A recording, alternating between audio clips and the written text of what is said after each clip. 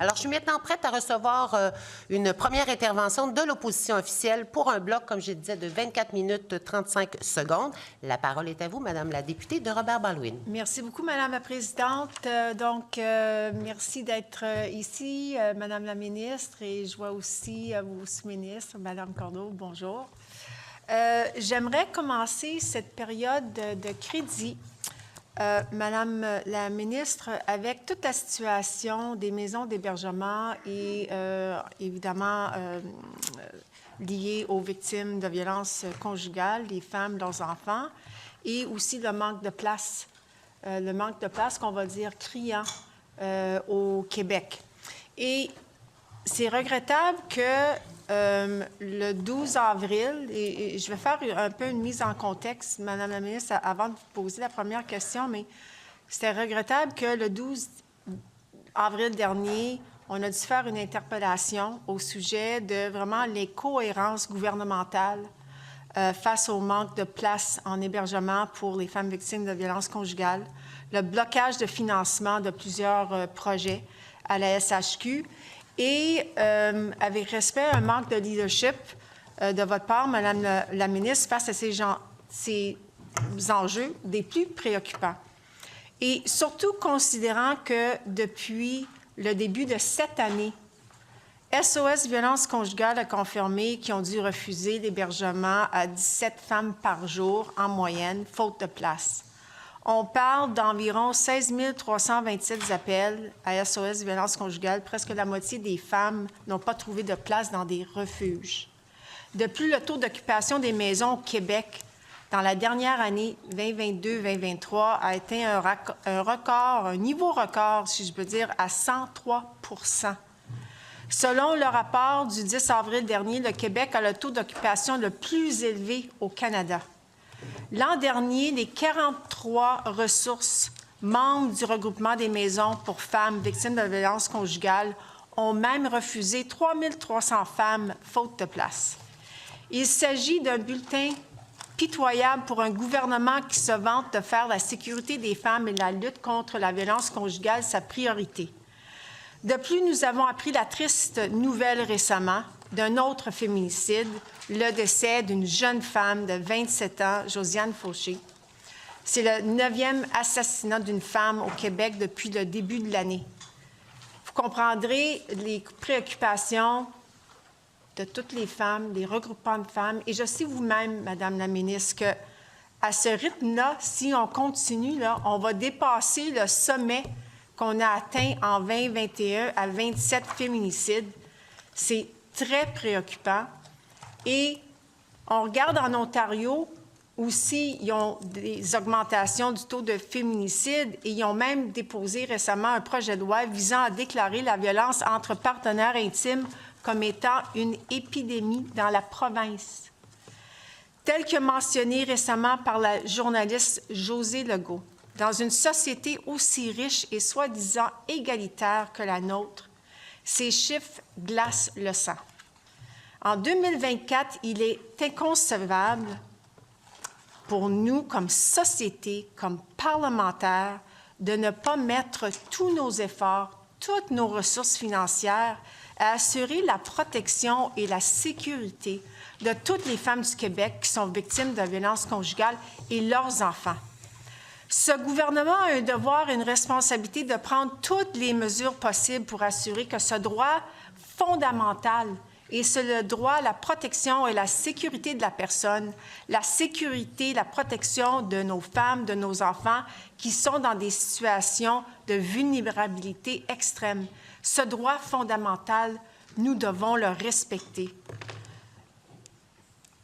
Et donc, Madame la ministre, une partie des questions que j'aimerais voir avec vous, c'est face à votre rôle en tant que ministre responsable de la condition féminine et concernant le manque flagrant et encore un manque flagrant de place en hébergement, on regarde les statistiques et on regarde aussi récemment, dans les derniers mois, la frustration et l'anxiété que les 3 regroupements de femmes des maisons d'hébergement ont vécu leur conseil d'administration en raison du blocage au sein de la SHQ lié à la construction de nouvelles maisons qui représentent 630 nouvelles places.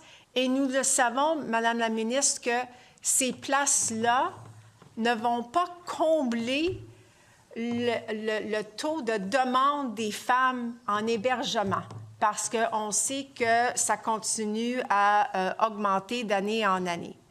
Et donc là, on prend un peu... On a du rattrapage à faire, je vais le dire comme ça, en termes de construction, de nouvelles maisons. Et je parle des deux. Maisons de première étape, les maisons, les MH2, qui sont devenues, Madame la ministre, très, très importants parce qu'avec la crise du logement que nous vivons actuellement, et nous l'avons vu, il y a plus de femmes qui vivent dans des situations d'itinérance. Il y a comme un cercle vicieux en ce moment qui s'est produit parce que le taux d'occupation, nos maisons, les MH1, les maisons d'urgence, sont au max. Ils ont atteint leur capacité. Et là, on a de plus en plus de femmes qui demeurent plus longtemps dans ces maisons d'hébergement d'urgence. Et donc, celles qui en ont besoin sont refusées. Et donc là, on a un manque de place en hébergement dans les maisons de deuxième étape qui fait en sorte que le continuum de services qui est primordial pour ces femmes de continuer, parce qu'on sait très bien que ce n'est pas après 1, 2 ou 3 mois qu'on est dans une maison d'hébergement pour la plupart des femmes, là, qu'on puisse sortir de cette maison-là confiante de notre avenir, parce qu'il y a beaucoup d'embûches devant elles et des obstacles. Et ça prend des fois des mois, des années pour rebâtir leur confiance en elles-mêmes, compte tenu de la violence qu'elles ont vécue. Question de reconstruction et aussi le support qu'elles ont besoin au quotidien et leurs enfants aussi. Et c'est ça que nous devons privilégier, c'est le mariage, c'est l'accompagnement, le continuum entre les maisons d'urgence et les maisons de deuxième étape où vraiment les femmes peuvent rester plus longtemps, même jusqu'à 2 ans. Elles peuvent réintégrer le marché du travail, elles vont avoir le support nécessaire émotionnellement, psychologiquement. C'est un support tellement important pour elles. Et donc, pour moi, en ce moment, avec les discussions que nous avons eues avec les femmes, avec certaines directrices des maisons, avec les 3 regroupements, ils tentent de comprendre, elles tentent de comprendre qu'est-ce qui s'est passé et vraiment entre la période où, surtout, l'annonce du premier ministre en 2021 qu'il assumait ce dossier-là de violence conjugale, on sait, il y avait une vague de féminicides sans précédent, on était dans la pandémie. Il y a une augmentation de la violence, des dossiers de violence conjugale, et on voit, là, les refus commencent de plus en plus à augmenter. Et on a l'annonce que 92 millions seront consacrés aux maisons d'hébergement et à la création de nouvelles places. De ça découle la stratégie gouvernementale pour contrer les féminicides et plus tard, la stratégie gouvernementale intégrée pour contrer la violence sexuelle, violence conjugale, rebâtir la confiance 2022 à 2027. Donc, on est comme un petit peu à mi-chemin. Et c'est en raison de ces engagements-là en 2021 que oui, les maisons d'hébergement étaient pour être financées. Et on savait qu'il y avait un manque flagrant, criant de places en hébergement. Et on a mis la création de nouvelles places sur les épaules des femmes sur les épaules des regroupements de femmes, des CA, de ces organisations, pour aller voir, trouver des terrains, peut-être trouver des nouvelles maisons, pour rénover tout ça, pour augmenter les unités et les places en hébergement. Et je sais, moi-même, j'étais présidente du refuge pour l'Ouest de l'île à ce moment-là, en 2021.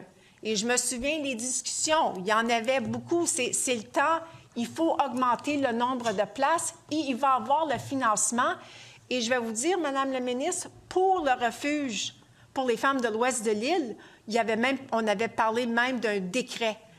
Il n'était pas question là qu'il y aurait un refus de construction du refuge pour les femmes de l'Ouest de l'île. Et même c'était le contraire. On était très encouragés à faire tout ce qu'on pouvait faire pour s'assurer pour augmenter le nombre de places. Et donc, toutes les maisons d'hébergement, on travaille là-dessus pour déterminer dans les différentes régions. Il y en a qui ont acheté ils ont acheté des bâtiments. Il y en a qui sont endettés.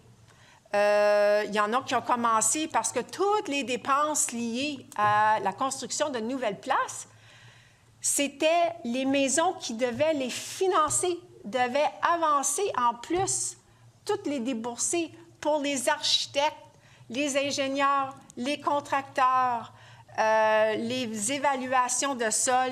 Tout ça, là, c'est les maisons. Et donc, il y en a qui payent et continuent de payer actuellement des milliers de dollars par mois en frais pour ces marges de crédit, pour ces hypothèques. Et donc, j'aimerais, Madame la ministre, qu'on retourne un peu en arrière parce qu'il y a eu, là, comme été-automne 2023, comme un blocage complet en termes du financement d'une vingtaine de projets. Et ça a bloqué à la SHQ. Et donc, j'ai les lettres, là, ça commence, il y en a mi-octobre, ça continue novembre, janvier, février, mars, parce que là, les maisons vous donnent tous les outils, toutes les informations en termes des projets, les avancements des projets, des coûts. Ils ont des plans d'architecture parce qu'afin de pouvoir déposer à la SHQ, ils devaient faire tous les travaux, ils devaient monter leur projet. Puis il y en a 3 même qui sont allés chercher 6 millions de la SCHL, du fédéral, pour aider dans le financement. Et donc là, au bout du compte, on arrive avec tous ces beaux projets. Ils ont travaillé tellement fort. Et là, on arrive avec un non. Non, parce que là, on est en train d'évaluer ces maisons d'hébergement dans les normes de logement social, que ce soit de la FAC ou ACL, qui n'a rien à voir avec incohérence complète avec la mission d'une maison d'hébergement, puis qu'est-ce que ça représente. Et quand des maisons d'hébergement se font dire « Ah non, les salles d'intervention, les places, là, on ne va pas subventionner, puis vos matériaux sont trop coûteux parce que là, vous devez avoir évidemment des matériaux assez forts et sécuritaires. » Et donc, tout ça, ça engendre des coûts. Et donc, Madame la ministre, j'aimerais comprendre de votre côté, parce que vous étiez, je vais présumer que vous étiez au courant depuis longtemps que ces projets étaient devant la SHQ et qu'il y avait un blocage. Et donc, j'aimerais connaître de votre côté quelles actions est-ce que vous avez posées, vos interventions dans ce dossier pour vous assurer que ces maisons, tous ces projets vont voir le jour et rapidement.